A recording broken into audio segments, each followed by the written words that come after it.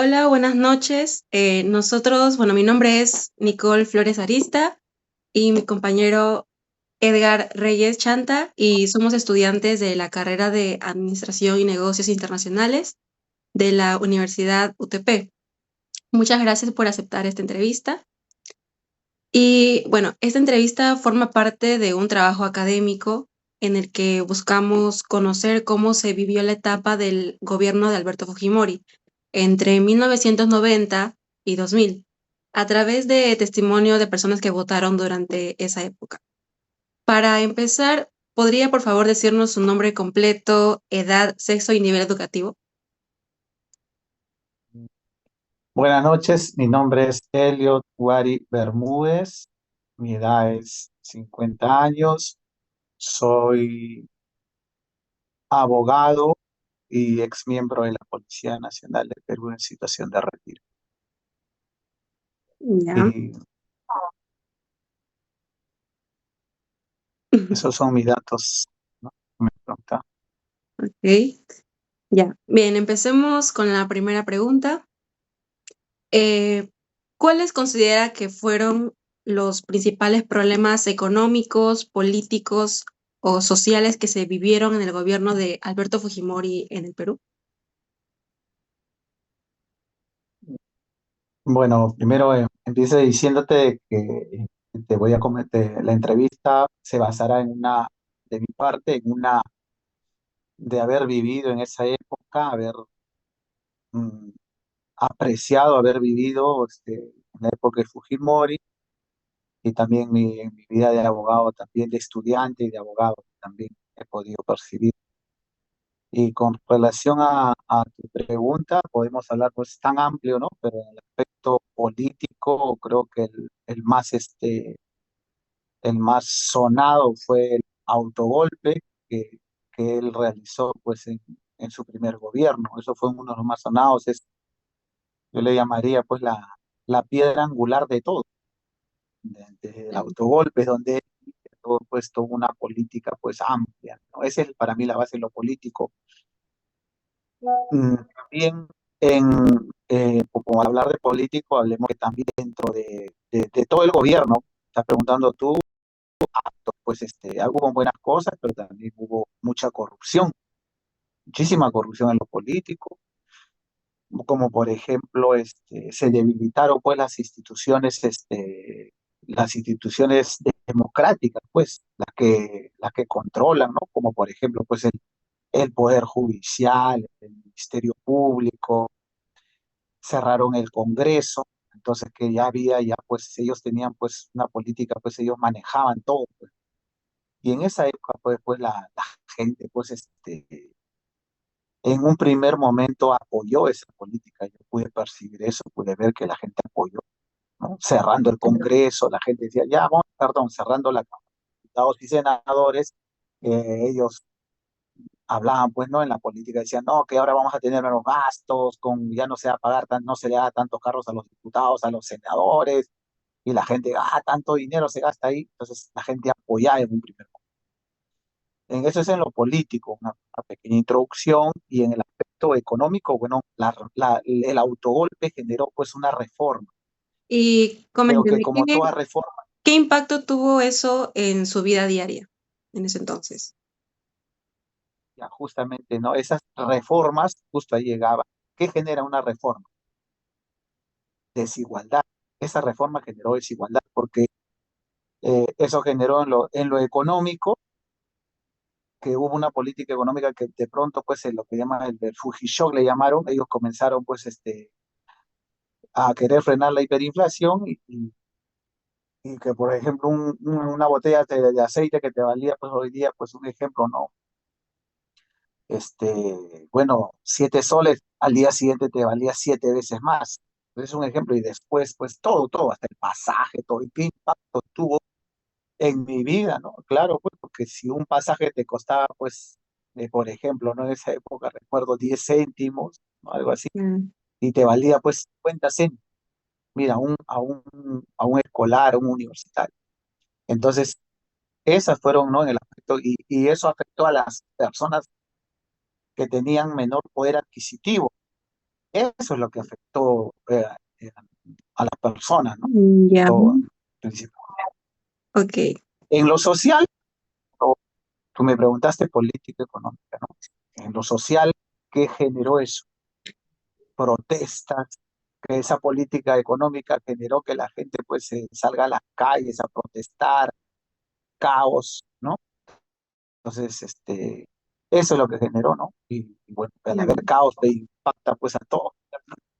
A ver, ya, y pasando a otro aspecto del gobierno de Fujimori, a ver, pasemos a la pregunta 2. ¿Qué medidas se implementaron para combatir la inflación durante el gobierno de Fujimori? Por qué fueron o no efectivas? Eh, yo pienso que, yo pienso que fueron en realidad, en esa época fue necesario. En esa época fue necesaria porque ya pues había un descontrol pues, en la economía, como te digo, ya estábamos en una hiperinflación, eso venía de la época, ya él tenía que cargarse pues lo que había en la época de Alan García, ¿no? O sea, habían colas y todas esas cosas, ¿no? Entonces él tenía que frenarse eso y lo primero una de las políticas que se implementaron, pues, ¿no? Por ejemplo, ¿no? Las privatizaciones. Antes, de repente ustedes no conocen, antes existía pues Entel Perú, que era del Estado. Un ejemplo, que eso se vendió, se privatizó y por ejemplo vendieron pues en esta época, recuerdo, a los españoles y se transformó en Telefónica. Pero ¿qué generó eso? ¿Qué generó eso, por ejemplo? ¿No? Que el Estado se quitaba esa carga de administrar esa empresa, de administrar, de pagar a todos esos trabajadores, ¿no? Entonces, el Estado al vender tuvo ingresos, tuvo ingresos, pero ya los privados muchas veces ya tuvo que haber despidos, ¿no? ¿Te Ah, das cuenta? Entonces hubo despidos, ¿te das cuenta? Entonces ahí, por un lado, ujú. ya no tenía el Estado esa carga, pero ¿a quiénes afectaba? Por ejemplo, tu papá, tu tío trabajaba en Entel y generaba, ¿no? Pero fue una de las políticas. ¿Qué pasó también otras? Los subsidios, porque había subsidios para los alimentos, ¿no? Para lo esencial, se subsidiaba, ya no había subsidios. ¿Y a quiénes le afectaba más eso? A la gente que menos tenía, como antes Claro. veníamos hablando, ¿no? Ujú. De que un pan que costaba 10 céntimos, al día siguiente te podía valer 40, 50 céntimos. Y no había, lo peor.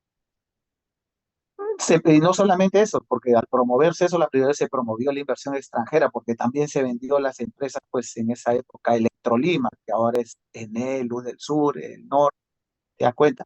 Pero que también generó eso, lo mismo, para no repetirlo, que generó eso, que ya también esas empresas privadas invirtieran. Por ejemplo, antes cualquiera no tenía teléfono, de repente eso tú no lo sabes, ¿no? Antes cualquiera no tenía un teléfono en su casa, no había, tenías que irte a la esquina, con ring y todas esas cosas.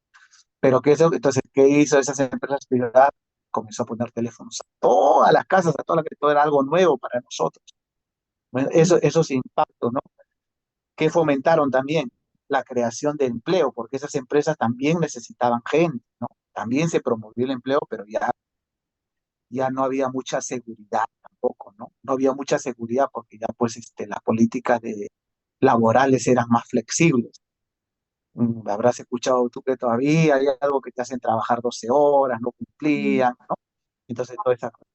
¿Y qué generó eso también, esas políticas? Aumentaron las tarifas. Ya no era pues el Estado, pues como administraba pues la luz, ¿no? La telefonía, entonces las tarifas eran bajas, está bien, pero los privados, ¿qué hicieron? Bueno, y ahora soy el dueño yo, voy a invertir, pero eso sí, las tarifas te van a costar tanto. Te das cuenta, para poner tu teléfono tenías que pagar en 12 años, en un año, en 2 años. ¿Qué generó eso? Aumento de tarifas. ¿En qué repercutía? En todas las personas, en la economía, en los que menos tenían. Siempre yo opino que a los que menos tienen o de repente a los intermedios también les afecta. Que se eliminaron, por ejemplo, los subsidios básicos, ¿no? Los esenciales, la comida, todas esas cosas, ¿no? Se eliminaron todo eso. Pero que tenían que darse esas políticas para poder, ¿no? Frenar la hiperinflación. Creo que eso es lo más importante, ¿no? Más o menos. Ya. Ok. muy claro. Ya, pasando a otra cuestión importante, eh, ¿qué políticas sociales se implementaron durante el gobierno de Fujimori para abordar la pobreza y la desigualdad en el país? ¿Usted o alguien cercano recibió algún tipo de ayuda o beneficio? ¿Cree que esas políticas beneficiaron realmente a los más pobres? Bueno, yo recuerdo que cuando hubo toda esa política que se implementó, recuerdo que apoyaban, pues, ¿no? Apoyaban, trataban de apoyar a los que más necesitaban, ¿no? Pero no creo que no fue mucho, en realidad no había mucha política que se reflejara, porque se notaban los cambios que se había hecho, ¿no? Entonces tampoco el Estado podía, pues se supone que si está implementando esa política tampoco podía ayudar a todos, Claro. no podía ayudar a todos. Claro, entonces o sea, no se reflejaba eso. Particularmente, te voy a dar una opinión en mi caso, ¿no? Cuando se generó eso, mi papá trabajaba en Sedapal. Un ejemplo, acá prácticamente lo obligaron a que renuncie y Mm, el Estado no quería hacerse cargo. Entonces, le obligaron, le dijeron prácticamente, o renuncias o te voy. Mi papá dice, bueno, me obligaron a renunciar y le pagaron todo su dinero. ¿No? Particularmente a mí, sí nos afectó pues de un día para otro, ¿no? Y a muchos trabajadores pues, que hasta la fecha, hasta ahora, pues vienen haciendo juicios y han ganado, los han repuesto. Pero bueno, yo creo que no se reflejaron muchas. ya. A ver, con otro aspecto sobre el gobierno. Ok. ¿Usted qué opina, qué opina de las medidas que se realizaron en el gobierno de Fujimori para combatir a los grupos terroristas como el MRTA y Sendero Luminoso? Bueno, en esa parte sí, yo tengo, por haberte dicho que soy ex miembro de la Policía Nacional, me pareció una política muy buena en esa época, porque si bien es cierto, otros gobiernos creo que no trataron, creo que sí hubo, pero no, esto fue más técnico. Se crearon, pues, en esa época se crearon, pues, grupos de inteligencia, se implementaron grupos de inteligencia a nivel en interior de lo que es la DICOTE, recuerdo, para poder combatir y bueno, pues esos grupos de inteligencia, digo así, de inteligencia, no de prevención, bueno, trabajaron mucho y lograron pues la captura de Abimael Guzmán, la captura de los cabecillas del MRTA, teniendo en cuenta que ya en la época que justo iba a salir An García, misteriosamente se habían escapado del penal todos los emergentistas que fueron en esa época, esas políticas fueron muy buenas, para mí muy buenas y que ayudaron pues a buenas capturas. Al caer los cabecillas, comenzaron a caer todos esos grupos terroristas. Particularmente yo cuando fui policía, recuerdo pues esa política se daba, pues se dieron varios años, no solamente fue la captura, de ahí fueron muchos más años. En todos los países se implementó como que el Estado, cuando lo capturó Abimael, pues se sentía más fuerte, ellos se sentían más débiles. Yo tuve la oportunidad como miembro de la Policía Nacional, inclusive de hablar con varios cabecillas detenidos. Y ahora que estoy de retiro Ah, puedo hablarlo. En ya. esa época, hablar de varios cabecillas y me gustaba conversar con ellos para, bueno, eran detenidas, hablar y le decía, ¿no? Y su opinión de ellos en realidad fue desde que cayó pues su líder, se quedaron pues sus líderes, se quedaron pues ellos, sus tentáculos se quedaron debilitados y uno y otro querían salir. Entonces, y al quedar debilitados, ya pues prácticamente fue el inicio pues, ¿no? de la pacificación, el inicio, por eso dicen el inicio, no el término, el inicio, porque hasta ahora hay remanentes, pero ya pues no vivimos los, las bombas, los apagones que ustedes no han vivido, ¿no? Entonces, eso me pareció muy bien, y ya no vivimos todos esos casos de coches bomba que ustedes no conocen, ¿no? Eso se vivía acá, ponían coches bombas de Miraflores, Tarata, volaban las torres. Entonces, me pareció muy buena esa política bueno, para mí.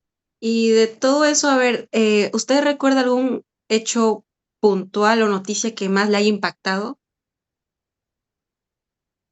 Bueno, pues uno que fue atroz, atroz fue que estos miembros de estos, bueno, de Sendero Luminoso y todo, pues haber puesto, pues había muchos, porque había muchos como el más que recuerdo, Tarata, gente que no tenía nada que ver en la calle Tarata, pusieron un coche bomba, quiera o no quieran, que eso iba dirigido pues a otro sitio, al banco y todo, no se hablaba, ¿no? Se especulaba, pero lo que es cierto, lo que fácticamente se dio un coche bomba en la calle Tarata en Miraflores que volvió edificio a gente inocente que no tiene nada que ver, me pareció algo pues, ¿no?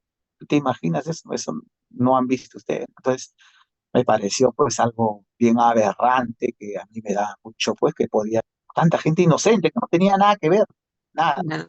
y de verdad que eso Bueno, una gran experiencia, la verdad. Ya. muy, Bueno, me quedó muy claro. Ok. Sobre otro tema relevante, pasemos a la pregunta 5. Aquí mi compañero Edgar. A ver, por favor. Como la pregunta 5, durante el gobierno de Fujimori se realizó una campaña de control demográfico que consistió en la esterilización de miles de mujeres, sobre todo en campesinas e indígenas. ¿Qué opinas sobre esta política? bueno, sí, el nombre pues puede tener un nombre, eso no de control y todo eso. En realidad fue una política bueno, que causó mucho daño a las mujeres, contra su dignidad, contra su vida, contra el desarrollo de las personas. Se les engañó a muchas mujeres. En sí, no, eso no podría llamar política, porque una política pues de querer de fomentar pues una política de salud, no puedes decir esterilizar mujeres en contra de su voluntad, no, eso estaba maquillado. Lo que el Estado tenía que hacer era políticas de planificación familiar, por ejemplo, fomentar, por ejemplo, ¿no? Los anticonceptivos, los preservativos, esas cosas, pero no esterilizar a las mujeres, porque eso es un delito. Y prueba de ello es que en el tiempo, ahí te voy a dar, por ejemplo, en esa época, si bien es cierto, tuvieron denuncias, y como estaba Fujimori en el gobierno, nunca iba a prosperar una denuncia, pues todo se iba a archivar, a prescribir, pero con el tiempo y como somos parte de organismos internacionales, llegó pues a la Comisión, bueno, a la Comisión Interamericana de Derechos Humanos, de la que somos parte, y hubieron pronunciamientos. Debemos tener en cuenta que la Comisión Interamericana de Derechos Humanos opina de las irregularidades que puede cometer un Estado, la Corte juzga Estados.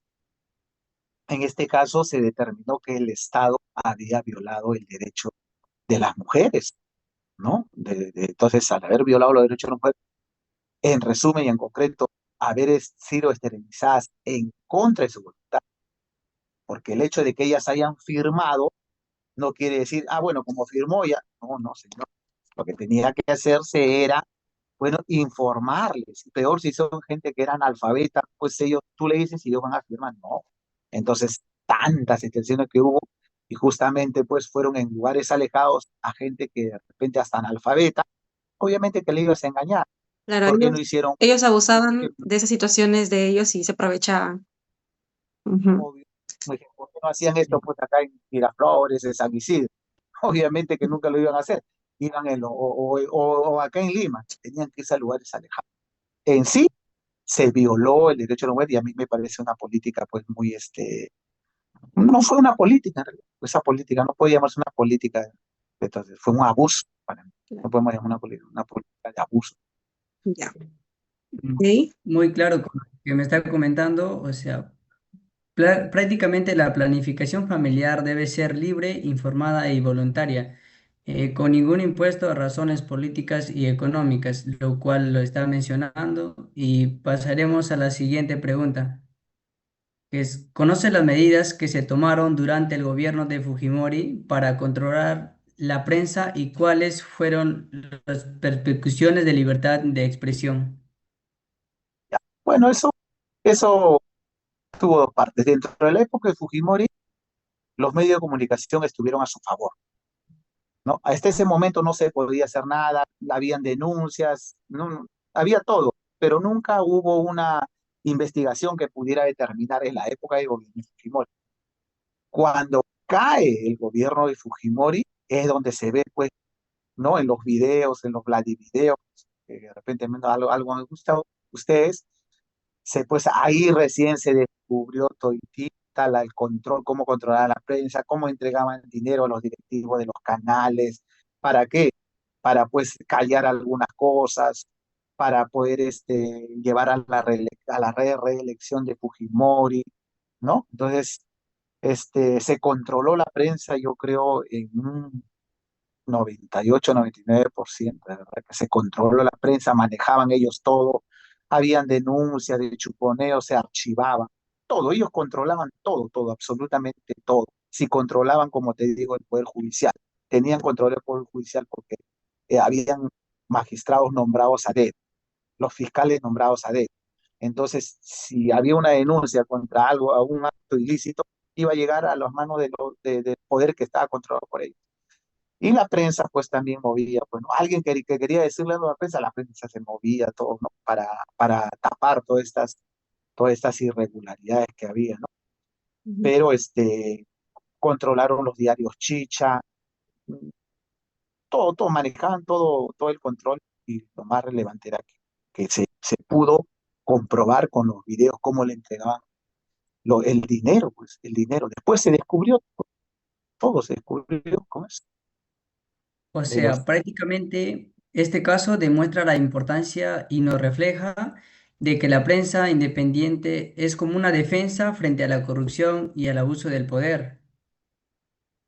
claro, la prensa independiente y responsable, de verdad que sí, la prensa sí, la prensa, es por eso que a veces, no sé si te habrás notado, ¿no? En esa época, que la prensa hay un medio de comunicación que se llama Cuarto Poder, ellos se hacen llamar como el Cuarto Poder, Claro. ¿no? Porque la Mm. prensa en sí, claro, pues, ¿no? Cuarto Poder, por eso que ellos dicen Cuarto Poder, porque ellos si bien es cierto, pero tiene que ser responsable porque hasta ahora en la actualidad yo puedo ver que no hay prensa responsable. Si ustedes hacen un análisis, a veces la prensa está centrada en una sola cosa, ¿no? Ustedes ya tienen que hacer una apreciación en realidad, no por lo que le diga la prensa, sino por lo que refleja el análisis que ustedes deban hacer, pues, de la economía, el aspecto social, así como están estudiando, deben hacer ustedes un análisis a raíz de todo eso, entonces ahí ver ustedes, tener una opinión, no dejarse llevar por la prensa, porque la prensa cuando quiere,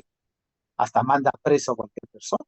Yo como abogado veo que tengo casos donde la prensa manda preso a cualquier persona o hace lo Mm. que la prensa irresponsable, pero la prensa responsable también he visto casos de Mm. que muchas veces ha hecho hacer justicia, ¿no? Mm. Entonces necesitamos de que haya libertad de expresión, Claro. siempre, eso sí, sí. Mm. Ya. Y bueno, pues pasando a otro aspecto del gobierno de Fujimori, como pregunta 7, ¿cuáles fueron los eventos que llevaron a la caída del gobierno de Fujimori en el año 2000 y qué consecuencia tuvo para el país? Bueno, creo que nos adelantamos a la respuesta, fueron los eventos que cayeron, fueron los Vladivideos. Los Vladivideos fueron los videos que se publicaron entregando Vladimiro Montesinos, el principal asesor de Alberto Fujimori. Bueno, ahí ya pues al descubrirse todo eso, ya se le pudo procesar a todos. Ahí, por ejemplo, ya se pudo ver el caso de la Cantuta, que mandaron a asesinar, a matar estudiantes. Eran, sean o no sean terroristas, y yo te digo como es miembro de la Policía Nacional, para mí o para cualquier demócrata, no era la forma. Si eran, ¿cuál era el procedimiento? Procesarlos y condenarlos, ¿no? Pero no era, y si no eran, obviamente no tenían tampoco por qué ellos ir a cometer ilícitos, porque en ese proceso había condena, o sea, se dio eso. Entonces, una de las principales, tu pregunta es, los Vladivideos, y a raíz de eso, las consecuencias fue que se descubrió todo. Te doy ese ejemplo, pues, caso, y empezaron a procesar solamente a él. Muchísima gente se fue presa, muchísima, las consecuencias, muchísima gente se fue presa. de todos magistrados, ministros, en su totalidad, pues, y ahí se descubrió un alto nivel de corrupción, ¿no? De corrupción que hubo, de millones de dinero que salieron del país y todo eso. A esta pregunta, centrándonos, ¿cómo reaccionó usted en su entorno viviendo que de la corrupción que se vio en nuestro país sobre el gobierno de Fujimori?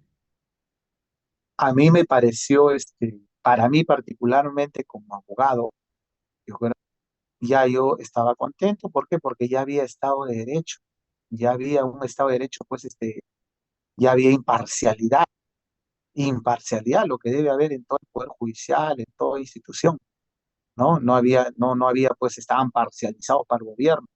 Cae eso, ya, pues ya entonces ya se supone que en esa época ya pues comenzaron pues a restituir la Corte Interamericana, a restituir magistrados, poco a poco volvían, ¿no? Entonces ya había un Estado de Derecho, se adoptaron políticas, ¿no? El Estado de Derecho era eficaz, ¿no? Eficiente, ¿no? Tú sabías que podías presentar algo y al menos te iban a dar la razón. Porque si tú hacías algo en esa época contra alguien del gobierno o alguien de la prensa, todo archivado, archivado, archivado. No había democracia, ¿no? Entonces, para los que somos abogados, ¿no? Nos pareció muy bien, muy bien esa, esa, esas consecuencias, ¿no? Bueno, eh, ya finalizamos con las 7 preguntas. Eso sería todo por nuestra parte. Le agradecemos mucho por haberse tomado el tiempo para responder estas preguntas. Esta entrevista forma parte de un trabajo académico, así en el que buscamos entender cómo vivieron las personas en la etapa del gobierno de Fujimori. Así que su testimonio es realmente valioso, ¿no? Como, o sea, las experiencias que vivió y todo. Y le agradezco de verdad su disposición y muchas gracias nuevamente.